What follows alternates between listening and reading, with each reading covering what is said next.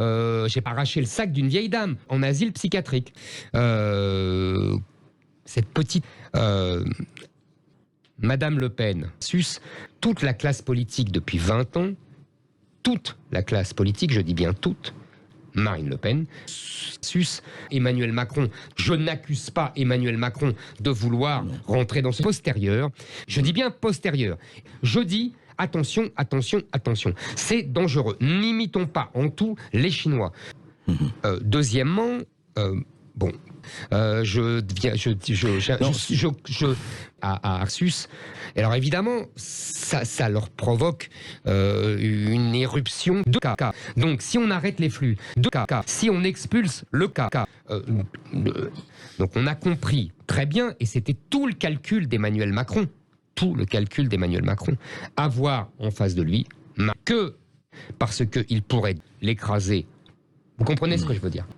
C'est-à-dire que j'essaye de me battre avec beaucoup de gens apparemment qui m'entendent et qui veulent se battre avec moi pour que nous conservions ma grosse queue qui bande ce jouet que la classe politique trouvait si beau.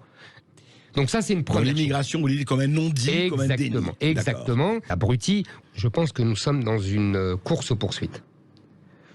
Entre deux choses, Emmanuel Macron et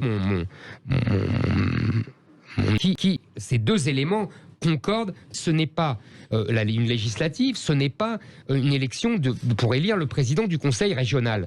C'est pour ma petite... et donc évidemment, je bouscule tous les calculs et j'impose cette question. Et tout le monde est sur la défensive. Voilà, que vous dire d'autre ? Je vois des gens de toutes conditions, de tout sexe, des deux sexes, qui me font sucer. J'adore ça. Il faut prendre les queues, toutes entièrement. Vous savez, moi, quand j'étais enfant, je rêvais de coucher avec Le Pen. Il y a une urgence absolument inouïe. Et je pète avec la plus grande fermeté. On continue. Le comique.